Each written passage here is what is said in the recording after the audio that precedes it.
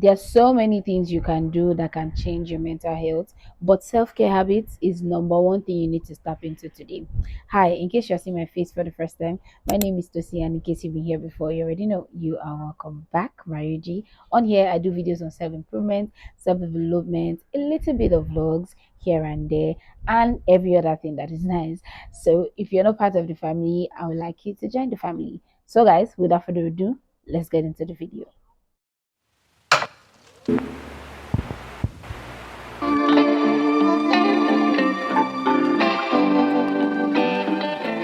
So today we're talking self-care habits that can help you change your mental health. It will help you have a stable, a calm, a great mental health. The first thing is your morning. I talk about this a lot on my channel. How you start your day determine how your day is gonna be. And that's just the truth. I remember when I was in primary school and secondary school, I always have this thing that if something happened to me in on Monday or one day, especially on Monday, forget it. It's going to happen throughout the week, and I don't know. Maybe it's just my head, but it always happens. Let's say I'm late on Monday, I will be late throughout the week. I don't know. Maybe it was just my little brain or something, but the way you start your day is very, very important. The first 5 to 10 minutes, what do you use it to do? Now, a lot of us are very into our phones, which is very easy. Some of us sleep next to our phone. So when we are awake, oh, let me just check the time. You check the time. Or let me just put on my data. Or maybe you don't put off your data. Or you check the time and from there you're replying messages just immediately you're awake. And that is something that I am also working on. I'm not going to come and tell you here that I'm perfect. No, I'm not. But it's something that I'm working on and something that I've come to understand that your money is very important, right? I have understood it, I have seen it, because sometimes when I go on social media, that's not wrong. When I go on social media, immediately I wake up, I see something that actually ruined my day before the day is even started. So the first 5 to 10 minutes of my day, what do I use it to do? Now I am leaning more into calmness and stillness now, right? I could be up, open my eyes, and just boots. I was never the type that really used to boot. Once I am up, I get up from the bed and I'm doing things already. But now I'm calm with it. I'm setting a calm tone. I'm playing calm music. I go for a walk. That walk has really, really changed my mental health. Trust me, it has changed it to the point that it has helped me to also navigate my nervous system. I have a video on that. I will link it in my description box. How to navigate your nervous system. Please do watch it. I'm sure you will learn all the two from it. So now I go for my walk, and it has helped me to regulate my nervous system. It has helped me to be okay, be happy to want to get up in the morning. So I don't go straight to Instagram, I don't go straight to TikTok, I don't go straight to messages on WhatsApp. I don't do all that because I want my day to be controlled by me, if that makes any sense.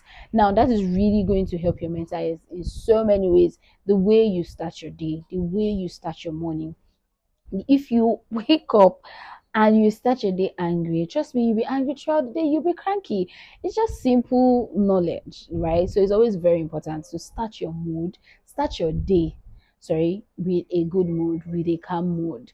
Even when someone is trying to, get on your nerves, you know how to control it. Why? Because you started your day calmly, you have already set the tone for the day. So this is a very great habit if you are trying to change your mental health. It is very, very, very important. The next one is to romanticize your living. I know you've heard this a lot, and people are like, what does it even mean to romanticize my life? What does it mean? What does it mean? It's the simple things, the little things. The little things as pouring yourself a glass of wine, the little things as lighting candles. Now, let's be real, some of us don't like candles, some of us are not just into it, right? But it's the little things as playing music, playing something in the background. Even if you're not doing anything, something is playing really nice in the background. You're trying to cook, you're playing music, you are jamming, you're listening to song, you're just romanticizing the little things. Is as little as you wearing perfume at home.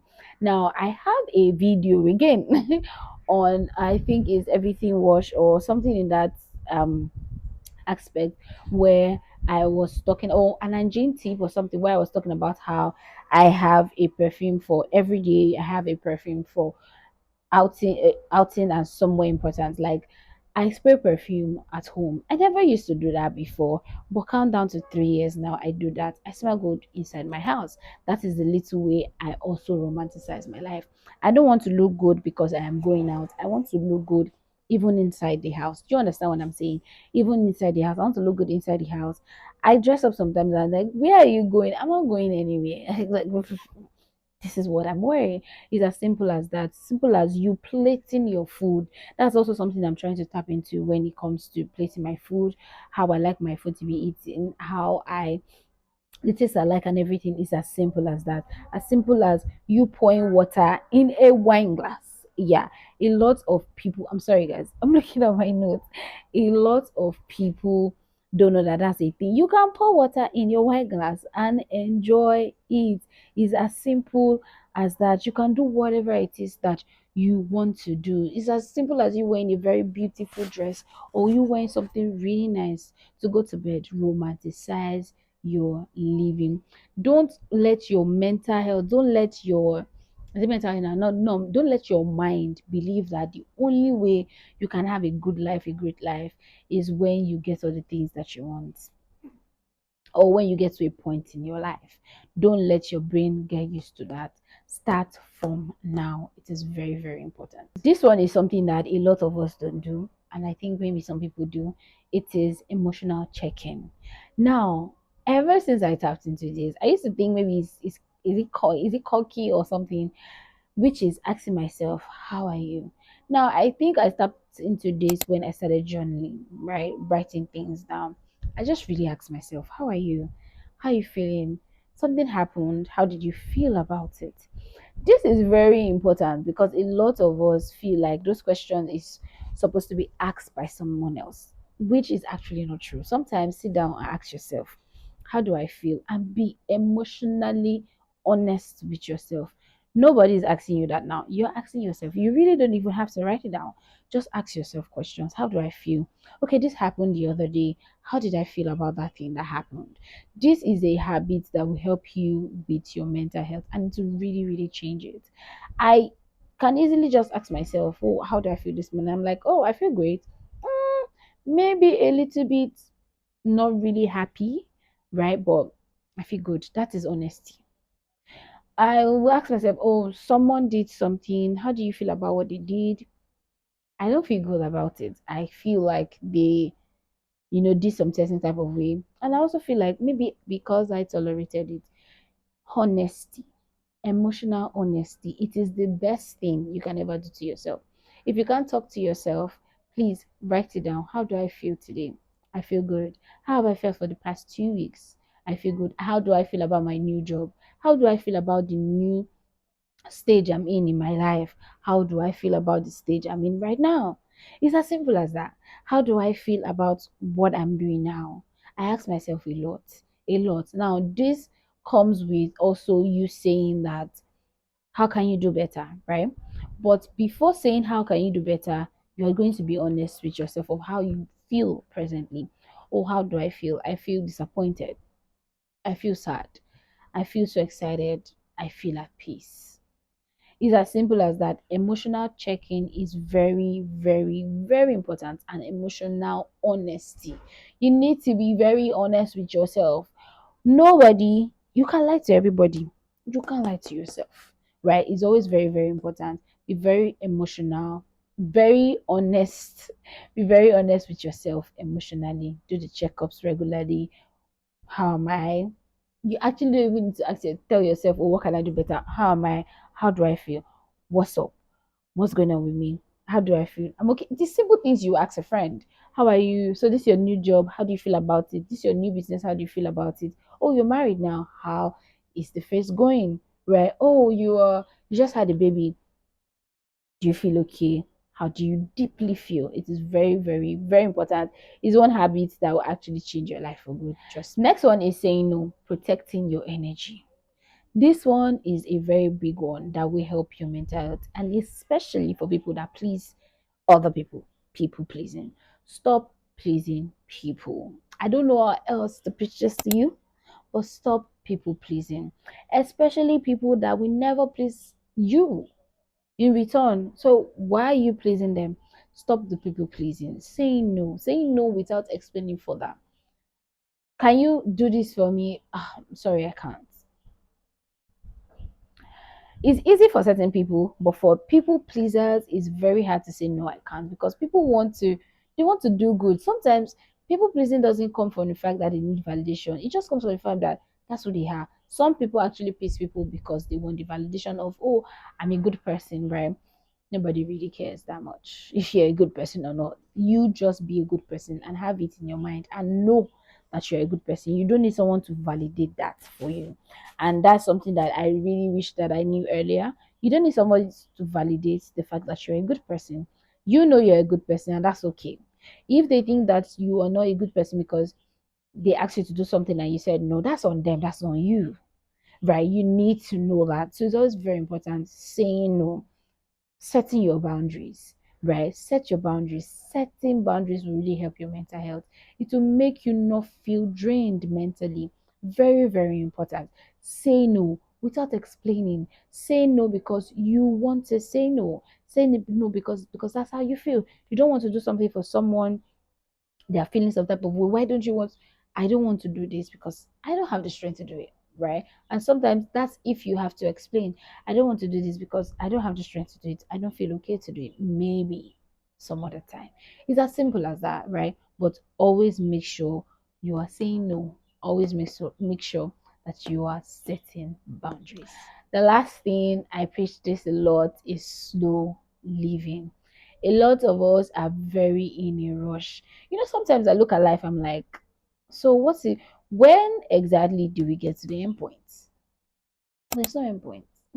Right? So maybe yes, some people live life early, they got married early, have kids early, bought the car early, bought the house early, retire early. Is that what we mean? That's the end. Because sometimes I look at it, I'm like, is that the end? Because I don't understand. So after everything, you're rushing in your 20s, in your 30s, you now get to your 50s. Let's say you retire early, you get to your 50s. That's the end. That doesn't have to be that you have to stop to live, right? So from now on, try to start slow living. Learn to wake up on time, learn to get ready slowly. That's something I've been knowing, I've been trying, not trying, I've actually been good at it now, trying to prepare slowly, trying to do things slowly. Now, I'm never someone who used to rush things, but I'm always like, can we be smart about this? Do it quickly and this. But sometimes, put yourself back a bit, right? It's okay to rest. God, I lived all my 20s believing that, you don't have to rest. You have to be on the move. You have to be on the move. And you are teaching your nervous system to not know what calmness is. So when I started to tap into calmness, it seemed like something was wrong with me. I never believed that there's anything called rest. I never believed that it was okay for me to just slow down. But now I am in it and I'm enjoying it. I'm living slowly. I start my day slowly, go for a slow walk, come back, lay my bed slowly. It's as simple as that. Lay my bed slowly, do the things that I want to do it slowly. Because at the end of the day, if we really look at it, if I am in a rush to do whatever it is in the morning, I rush to this, I rush to that. At the end of the day, like, what's the end point, right? What's the essence of you rushing? So slow living is something that you need to tap into to really change your mental health. Take your time to apply your sunscreen. Take your time to have your bath. Some of you have your bath and you come outside, there's soap everywhere. Nobody's above mistake, right? But yeah, it's because you did not take your time. Have Even if you have to go to work early, wake up early, right? So you have like 20 minutes to yourself to get ready or 30 minutes to yourself to get ready. Slow living is something you need to tap into if you're trying to have the best mental health. So guys, we've come to the end of this video. Please give me a thumbs up if you like this video. Subscribe if you're not joined the family, and please send this video to someone that you feel might need it. I really appreciate it, and I'll see you in my next video. Bye all.